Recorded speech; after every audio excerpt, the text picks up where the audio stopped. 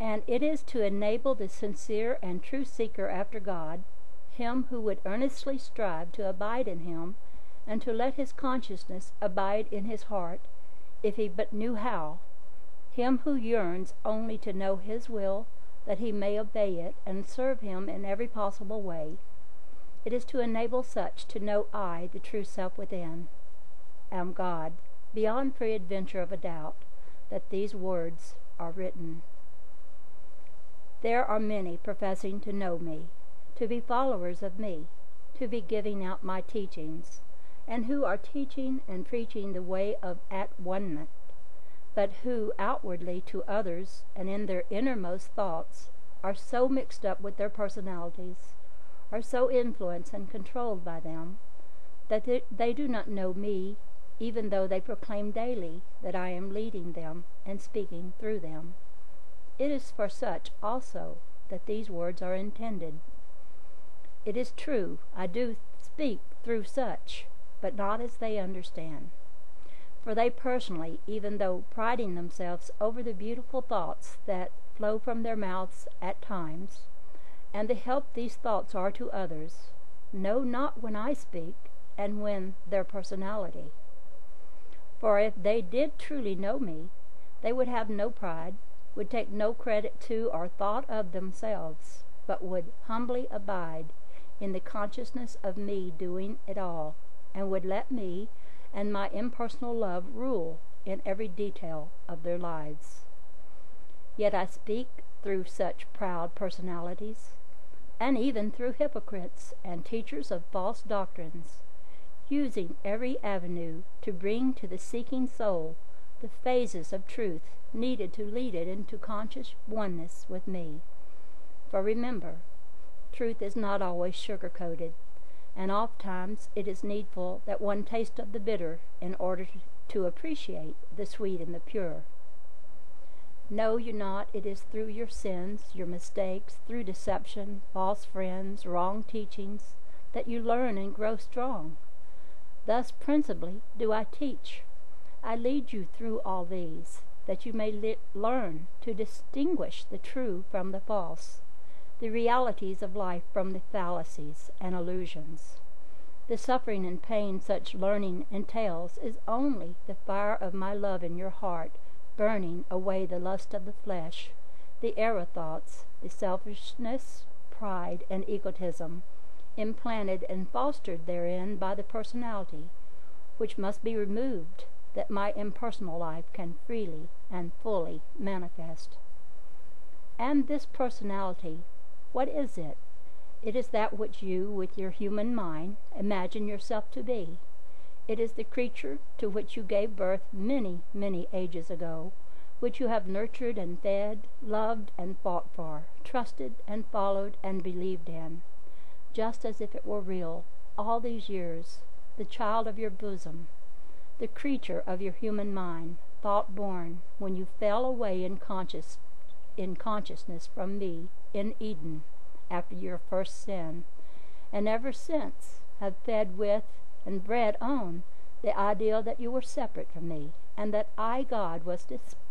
displeased with you, and have been continually punishing you for eating the fruit of the knowledge of good and evil. And if I have permitted you to love and trust, follow and obey this imaginary child, now grown in your consciousness to full maturity, and become so strong and powerful that it dominates and rules its parent with a rod of iron,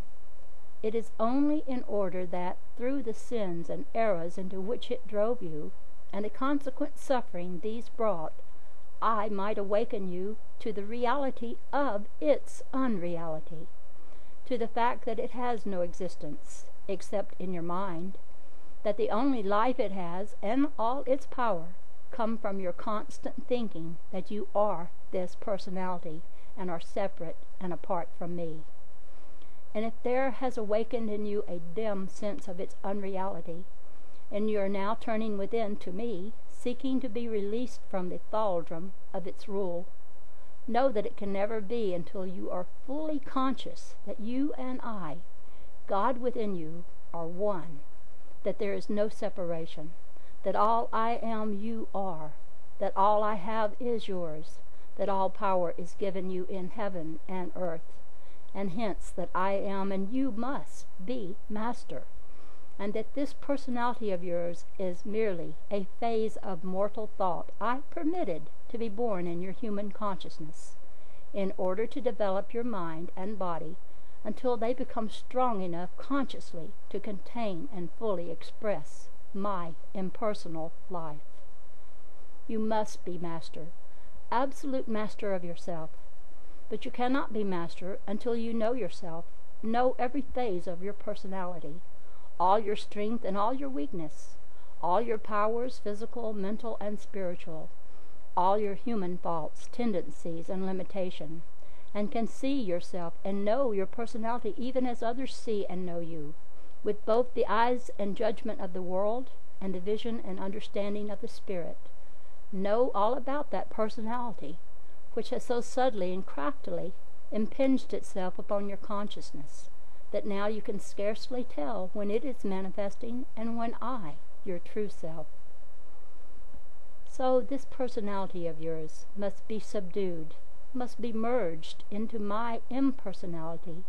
before my true teachings can come forth. You must realize with soul realization that you, the impersonal you, the true you, are one with your brother, even as you are one with me. You must learn to see me, his impersonal self, underneath the illusions of his personality, must permit no reflection of your own personality to cloud the clear sight of me therein, yearningly waiting for the time when he, too, perhaps through you, may be led to recognize me abiding within his heart. In the impersonal, all is one. When you can enter into the oneness of the impersonal consciousness and can abide there at will, you have entered into my kingdom and have found God, and thereafter will be able to see and know him in all his creations. For the impersonal consciousness is my consciousness. It is my kingdom, the realm of my being. And as I am the life of all things, once having entered this realm, you become one with me, and therefore one with all beings, and you can go in and out and find pasture. For I will feed you the bread of the Spirit. The wine of life will flow through you in rivers of living love, blessing you in all ways, and likewise all whom you contact. So I tell you these things, my child, my chosen one, that you may strive increasingly, unceasingly, to know this personality, know all its subtle, selfish phases, many of them hidden so deep within your consciousness that you are not even aware they are there, because you hid them there long ago, ages ago, having been deceived into believing them good and necessary to your life, and therefore made them a part of your nature. But now, with my help, you are going to hunt them out and cast them forth, that my impersonal nature can freely manifest. As I have chosen you, my child, and have called you aside, and have permitted you to think you have a special work to do, I want you to be absolutely sure, beloved, it is my voice you have been listening to while doing this work, and not the voice of your personality. If I am to be your teacher, and you wish me to lead and direct you in this work, and you truly desire to serve me, then must every attribute of your human personality yield itself to me, and you must compel it to do so. So long as one selfish desire or instinct remains, it is sure to taint your work, and you still be under the domination of the personality. There are many, many ways it will seek to manifest, but I am here, and I will point out each clearly. If you ask me, I will tell you not with dominating, insistent authority, nor with anxious clamorings within, but with gentle, loving suggestion that you cannot fail to understand. If you will but be on the alert and will listen for my voice, which is ever counseling and directing those who wait upon me in living faith and trust.